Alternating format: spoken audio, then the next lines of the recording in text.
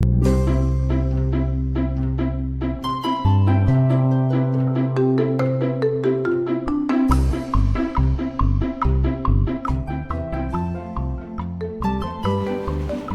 historia en bicicleta vuelve a rodar para contaros y mostraros rincones desconocidos y llenos de encanto.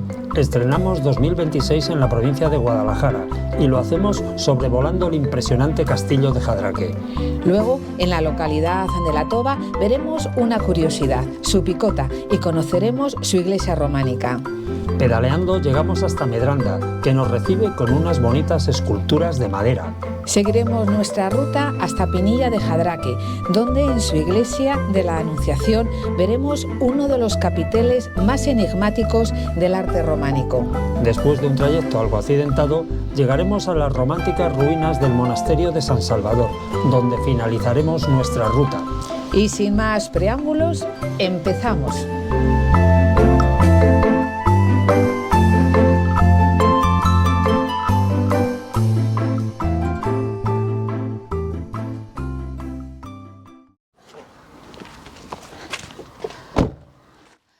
Hola, nuestra ruta de hoy transcurre por el antiguo Alfoz de Jadraque, en la provincia de Guadalajara.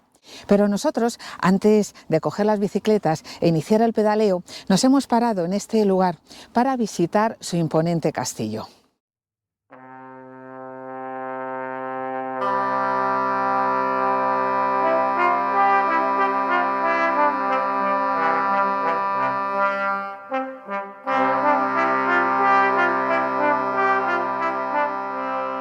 Por cierto, que la palabra Jadraque es un término que procede de la palabra árabe sadrat, que entre los musulmanes se emplea como un tratamiento de respeto que se da a los sultanes y príncipes. Pero además existe también otra teoría que indica que Jadraque deriva del vocablo también árabe saradrak, que significa campo verde.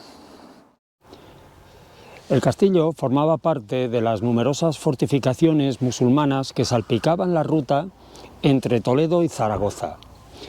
Y de él dijo Ortega y Gasset que se encontraba en la loma más perfecta del mundo.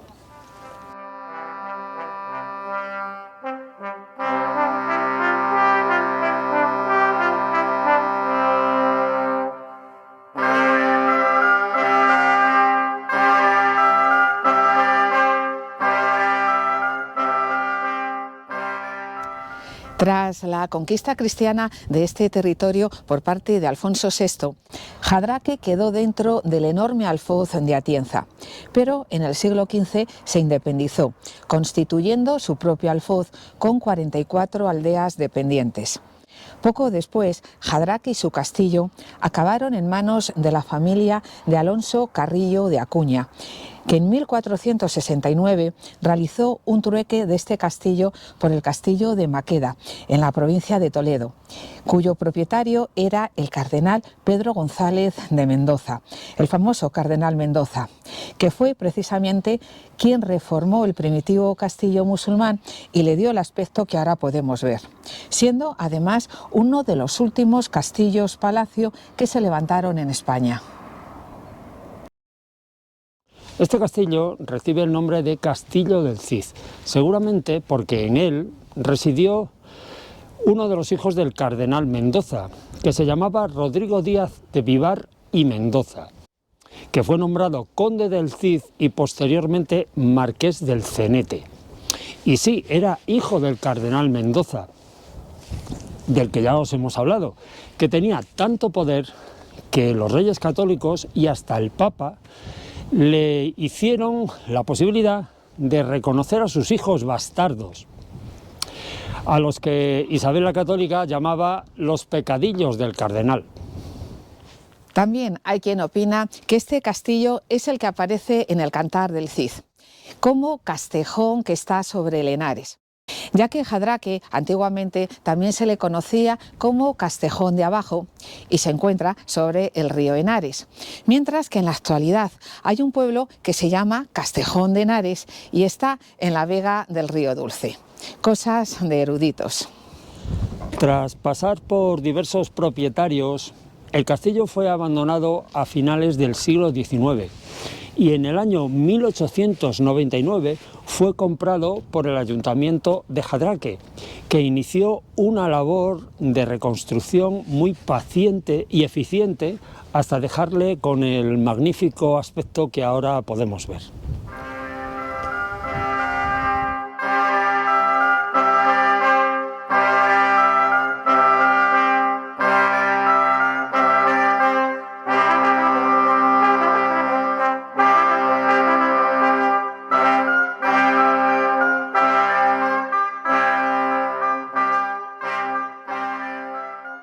Bueno, y ahora ya vamos a coger de nuevo el coche y nos vamos a ir hasta La Toba, que es la localidad donde vamos a iniciar el pedaleo.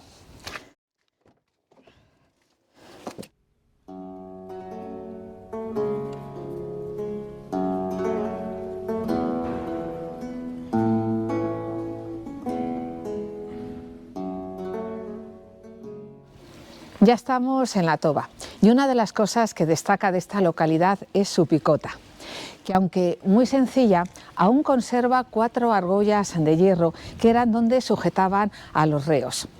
La presencia de una picota en una localidad indicaba 2 cosas. La primera es que la población tenía el título de villa, un título que era otorgado por el rey. Y la otra es que era un elemento disuasorio ante y frente a los posibles delincuentes, ya que simbolizaba la posibilidad de que a los malhechores se les aplicara la pena capital.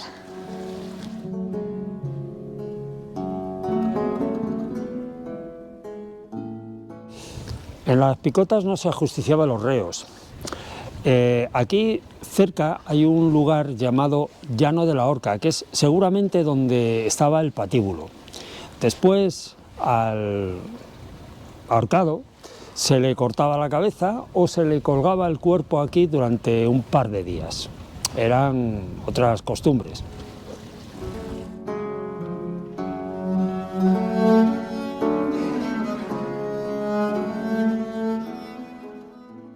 Otro elemento importante de La Toba es su iglesia románica de San Juan Bautista. Inicialmente, y como correspondía a la categoría de la villa, tenía 2 naves, pero en el siglo XVI suponemos que se le añadió una tercera nave, aprovechando el pórtico que había en esta zona, porque ya no era utilizado por el concejo de la villa, donde se celebraban antiguamente reuniones y asambleas de los vecinos. En el siglo XVII se le colocaron los altares barrocos que tiene la iglesia, que según los expertos son muy interesantes porque son del tipo barroco centroamericano, que es toda una curiosidad.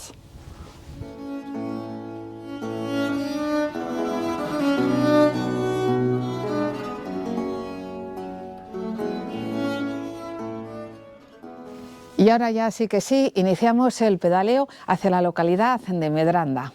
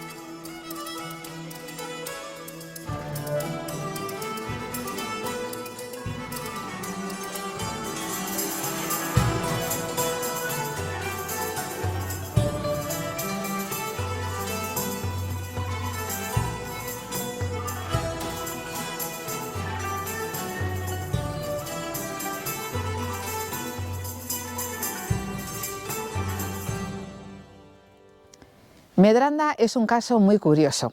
El diccionario geográfico de Pascual Madoz, al que en muchas ocasiones os hemos hecho referencia, escrito a mediados del siglo XIX, dice de esta localidad, entre otras cosas, que tenía 90 casas de muy buena construcción. un cementerio que era magnífico, de tal manera que no había otro mejor construido en toda la comarca. También informa que había una fábrica de yeso y 3 herreros, y uno de ellos muy bueno en el trabajo de las armas y de la cerrajería. En definitiva, que Medranda, a mediados del siglo XIX, era un pueblo incomparable. En cuanto al nombre del pueblo, parece ser que procede de Medianda, que vendría a significar algo así como frontera, lo cual es un tanto extraño porque el pueblo está en un valle que normalmente es una unidad en sí misma, aunque quizás la frontera fuera el río que recorre el valle. No lo sabemos. La historia de esta localidad, como la de todos los pueblos de por aquí, inicialmente empezó siendo tierra de Atienza, para pasar después a los marqueses del Cenete y posteriormente a los duques del Infantado, como aldea dependiente de Jadraque. Está claro que los habitantes de Medranda siguen conservando el pueblo con mucho cariño y mucho esmero, y la prueba es las estatuas estas que hay en este paseo, que son antiguos árboles que se secaron, pero que en vez de talarlos hicieron estas estatuas que vemos.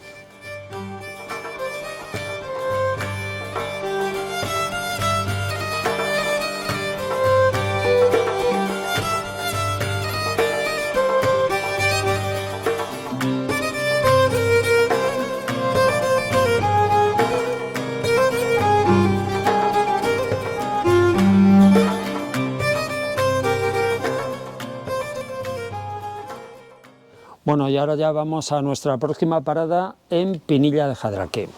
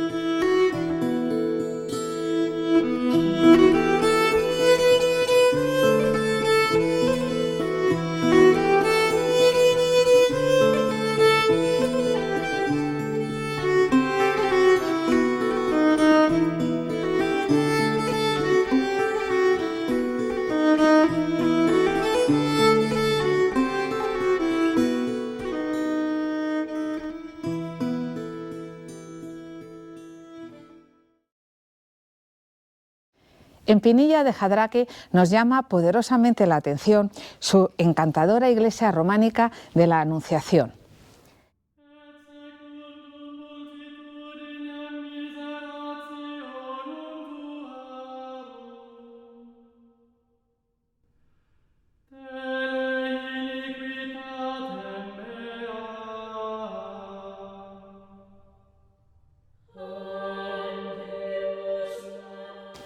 Nada más verla nos sorprende que dos de sus lados, el lado sur y el lado oeste, están protegidos por un pórtico, algo muy parecido a lo que vimos en la iglesia de Carabias y que os mostramos en nuestro vídeo titulado Restos de un mar desaparecido.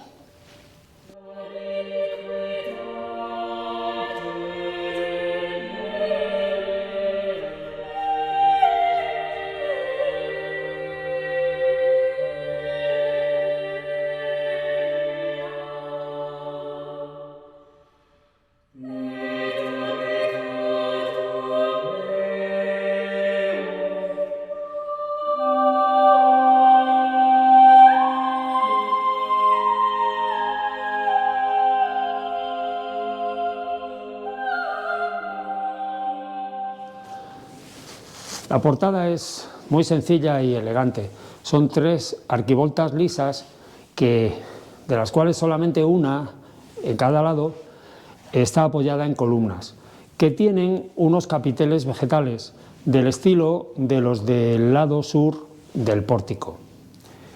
Y la moldura en la que apoyan las arquivoltas es de taqueado jaqués, muy característico de las cercanas iglesias de Soria.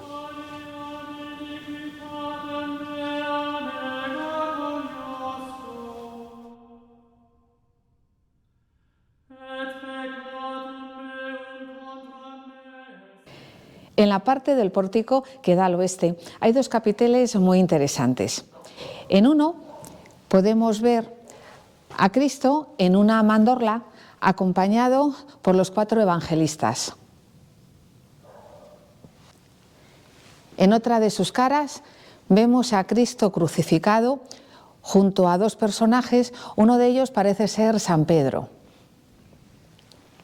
Y en la cara norte aparecen 3 personajes ataviados con túnicas que portan en sus manos copas y manuscritos. ¿Acaso son los Reyes Magos o los ancianos del Apocalipsis? No lo sabemos. La última cara, que no podemos ver desde aquí, tiene un personaje que mira un busto que parece surgir de un sepulcro. Tampoco sabemos lo que significa. El nacimiento de Cristo, quizás su bautismo, el juicio a un resucitado. Lamentablemente el capitel está muy deteriorado y no podemos apreciar muy bien todos sus detalles.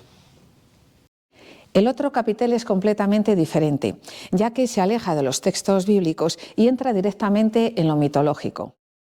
En él aparecen 3 personajes, uno de ellos no lo podemos ver porque está en la otra parte del capitel, inaccesible para nosotros, junto a 2 tritones con doble cola. Uno de los tritones ya ha desaparecido al destabicar el muro. Los personajes los representan con unos peces entregando o recibiendo por parte de los tritones. ¿Cuál es el significado de este capitel? En este sentido, hay versiones para todos los gustos. Hay quien opina que son símbolos benéficos y que los personajes, 2 de ellos, serían una transposición de Adán y Eva, solo que en esta ocasión con peces. Y otros opinan que son símbolos maléficos cargados con una fuerte carga erótica y que sería una cristianización de un antiguo mito. En cualquier caso, estamos como siempre. El arte románico no hay quien lo entienda en su totalidad. Si nos salimos de los textos bíblicos, todo lo demás, todo lo mitológico, y no es poco, está sujeto a 1000 interpretaciones.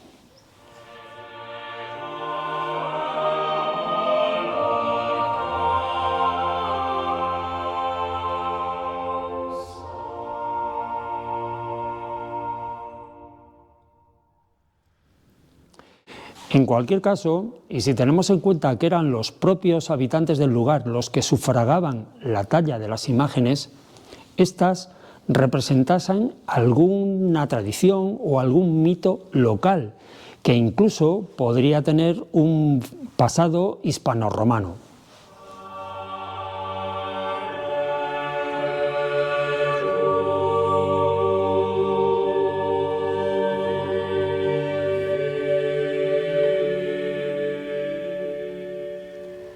Al contemplar esta iglesia nos podemos hacer una idea de cómo eran otras iglesias de los contornos, que lamentablemente para nosotros han perdido la fábrica románica que una vez tuvieron.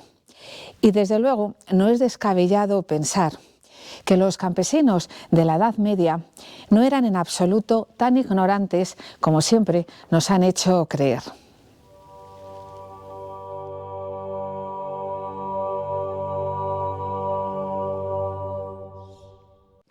Bueno, y como en los conciertos, ahora vamos a hacer un bis y nos vamos a acercar a ver el antiguo monasterio de San Salvador, que está en ruinas.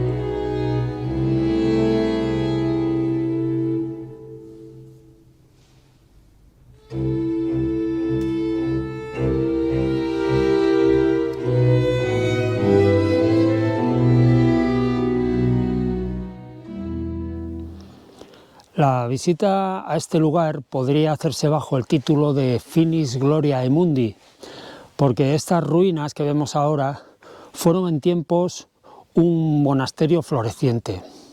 Se fundó en 1218 bajo la orden del Císter, cosa normal porque dependía del obispado de Sigüenza, y desde el principio tuvo muchas donaciones de los señores importantes de la comarca e incluso los reyes les dieron muchas prebendas.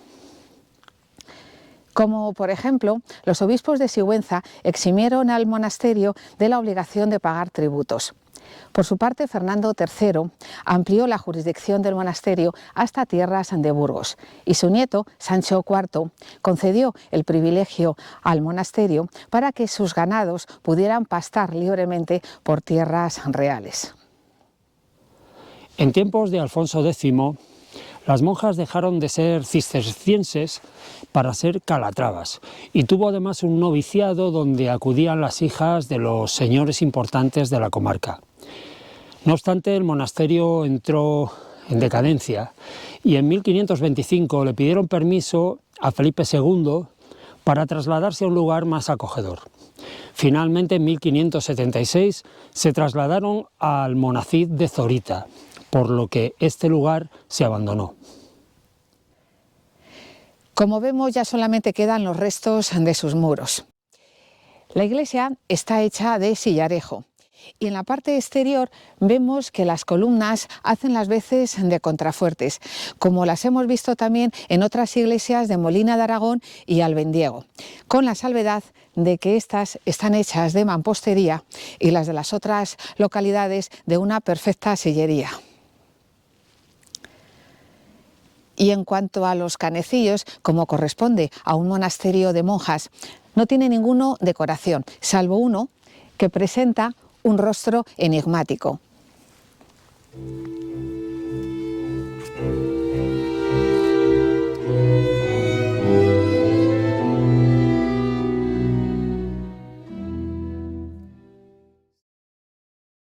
La verdad es que entre todas estas paredes resultan muy evocador los versos de Luis Cernuda.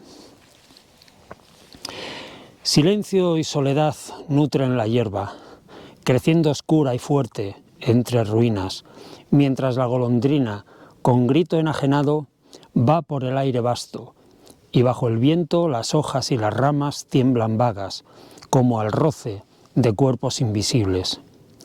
Sagrada y misteriosa cae la noche, dulce como una mano amiga que acaricia, y en su pecho, donde tal ahora yo, otras un día, descansaron la frente, me reclino a contemplar sereno el campo y las ruinas.